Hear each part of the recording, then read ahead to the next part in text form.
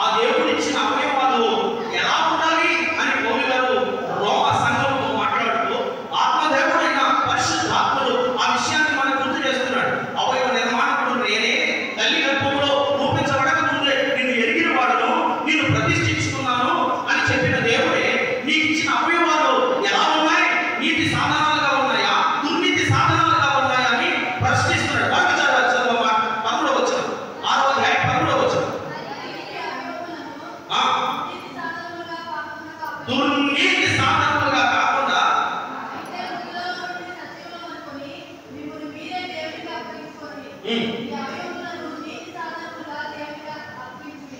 మన అవయవాలు అర్థమవుతుంది కదా, మన శరీర అవయవాలు దుర్నీతి సాధనాలుగా ఉన్నాయా, నీతి సాధనాలుగా ఉన్నాయా? ఒకనాడు రామ సంఘంతో ఆయన మాట్లాడుతూ పత్రిక రాస్తే ఆత్మదేవుడు మరొకసారి మనకిచ్చిన ఈ ఆరోగ్యాన్ని బట్టి, ఈ శరీరాన్ని బట్టి, ఈ శరీర అవయవాలను బట్టి ప్రశ్నిస్తున్నాడు. మనం వాటిని నీతి సాధనాలుగా అనగా నీతి న్యాయములు జరిగించే దేవుడికి ఇది దేవాలయంగా మలిచామా, లేక దేవుడిచ్చిన ఈ ఆరోగ్యాన్ని అనుభవిస్తూ ఆయన ఇచ్చిన ఆహారాన్ని ఆరగిస్తూ ఈ శరీర అవయవాలను దుర్నీతి సాధనములుగా అపవాదికి అవకాశం ఇచ్చే అవయవాలుగా ఉంచామా అని ప్రశ్నిస్తూ మనతో మాట్లాడుతున్నాడు. కొన్ని మాటలు ధ్యానం చేసి వాక్యాన్ని ముగించుకుందాం. మత్తయి సువార్త 5వ అధ్యాయం 8వ వచనంలో హృదయం గురించి మొదటగా మాట్లాడతారు. చదువు. హృదయ శుద్ధి గల వారు ధన్యులు. మొట్టమొదటిగా దేవుడు చూస్తున్నాడు. మనుషులు పైన చూస్తారు కానీ దేవుడు హృదయాన్ని చూస్తాడు. హృదయము మోసకరమైనది, పైకి బాహ్యంగా బాగానే కనపడతా. నీ అంతరంగ ఆలోచనలు దేవుడికి తెలుసు. నీ అంతరంగ ఆలోచనలు అంటే నీ అవయవాలు నీతి సాధనలుగా ఉన్నాయా, దుర్నీతి సాధనలుగా నీకు తెలిసిపోతుంది. అందుకనే దేవుడు అంతరంద్రియాలను కూడా కలుగజేస్తాడు కనుక మొట్టమొదటిగా నీ హృదయం ఎలా ఉండాలి కదా, శుద్ధిగా ఉంటారు. అదే కదా 8వ వచనం మనం చదివింది. 5వ అధ్యాయం మరి చదువు. అంటే హృదయం ఎలా ఉండాలన్నా శుద్ధిగా ఉండాలి. పిలుపు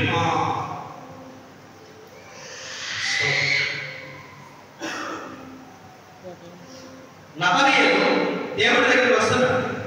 యేసుక్రీస్తు ప్రభువారి దగ్గరికి వస్తున్నప్పుడు నతనీయులను చూసి దేవుడు అంటున్నాడు, ప్రభువారు అంటున్నారు, ఇతడు నిజంగా ఇశ్రాయేలీయుడే. ఏమన్నాడు? ఎలా తెలిసింది, అసలు నీకు ఎలా తెలుసు అని ఆయన ప్రశ్నిస్తూ ఉంటే, నువ్వు అంజూరపు చెట్టు కింద ఉన్నప్పుడే నీ గురించి నాకు తెలుసు. ఎందుకు ఆయన గురించి ప్రత్యేకంగా చెప్పాడో తెలుసా? ఆయన దగ్గరికి ఆయన శిష్యులు వెళ్ళి పేతురు సముద్రం ఎవరండి ఆంధ్రే వెళ్ళి మేము మెస్సీని కనుక్కున్నాము, రా మనం ఏదైతే ఎదురు చూస్తున్నామో ఆ మెస్సియా ఆల్రెడీ వచ్చాడు, ఆయనే మెస్సియా, మేము ఆయన దగ్గర నుంచి వస్తున్నాం రా అంటే అసలు నజరేతు నుంచి మంచిది రాగలదా?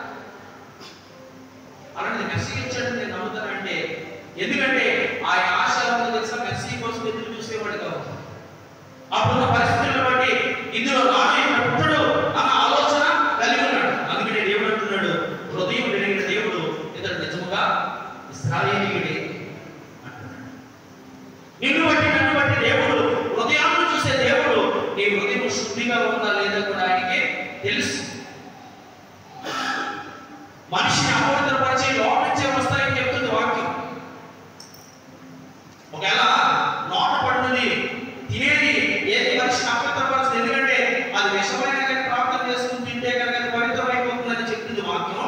కానీ నోట్ల నుంచి వస్తున్నాయి చూసావా, బూతులు, సరస్వతులు, ఏకమైన వ్యంగ్యమైన కపటమైన మోసకరమైన అబద్ధపూరితమైన మాటలు నోట్లోంచి వస్తున్నాయి కదా.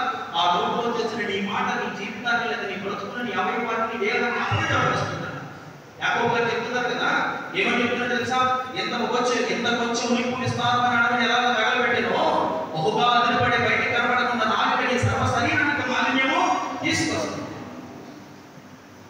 ఈ శరీరానికి ఏం తీసుకొస్తుందట? అందుకని జరభద్రం నీ నోటి మాట్లాడుతున్నాడు. మెతముగా ఉండాలి, అవునంటే అవును, కాదంటే కాదంటే ఉండాలి. హృదయం నిండిన దాన్ని బట్టి నోరు మాట్లాడతారు. హృదయంలో వాక్యం ఉంటే కనుక వాక్య సంబంధమైన రుచికరమైన ఉప్పు వేసిన మాటలు నీ నోటంగా వస్తాయి. అందుకని మొట్టమొదటిగా దేవుడు ఏం కోరుకుంటున్నాడు తెలుసా? నీ దేహంలో నీ అవయవాలు నీ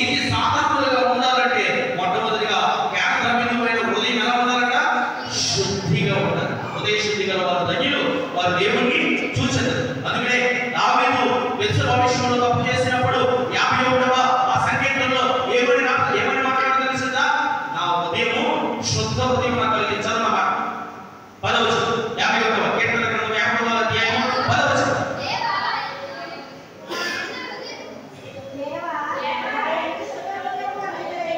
ఏం కోరుకున్నాడట? శుద్ధ ఉదయం కలిగించి. నా ఉదయం సరైనది కాదు కనుక నా కన్నులు చూసినది నా దేవుడు కోరుకున్నది, నా దేవుడు కోరుకున్నది కనుక తర్వాత జరిగే విపత్తు గురించి ఏం ఆలోచించకుండా ఎన్నో నీచమైన కార్యాలు చేశాను కనుక కేంద్ర బిందువైన నా హృదయం ఎలా ఉండాలి? ఎదుగా శుద్ధిగా ఉండాలి. అందుకే నాకు పాడైపోయిన నా హృదయం ఎలా చేయాలి? బాగు చేయాలి. శుద్ధ హృదయం నాకు కలిగించాలి. మొట్టమొదటిగా నీ అవయవాల్లో అది అక్షరక్రియాలైనా పానీయంగా కనపడే ఈ అవయవాలు నీతి సాధనలుగా ఉండాలి అంటే కనుక దుర్నీతి ఏమాత్రం అవకాశం లేకుండా ఉండాలంటే కనుక మొట్టమొదటిగా నీ అవయవాల్లో నీ హృదయం ఎలా ఉండాలంట? శుద్ధి కలిగినదిగా, శుద్ధమైనదిగా, పరిశుద్ధమైనదిగా ఉండాలి.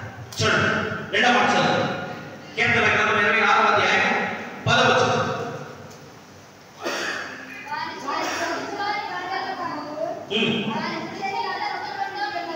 ఏంటంట? రెండవది ఎలా ఉండాలంట?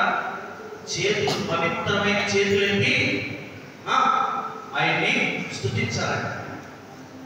కానీ అనేక మంది చేతులు ఎలా ఉన్నాయంట? దుష్కార్యములు చేసేవారుగా ఉన్నారంట.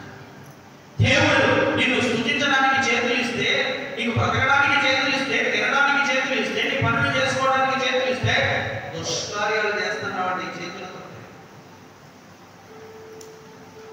పవిత్రమైన చేతులు ఎత్తి ఆయన్ని స్తుతించాలి. స్తుతించడానికి చేతులు ఎత్తుడానికి సాయంకాల నైవేద్యంగా ఉన్నది అని వాక్యం చెప్తుంది.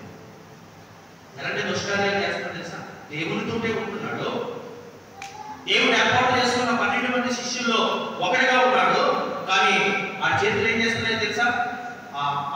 ఆ పరిచయకు వచ్చిన డబ్బుల నుంచి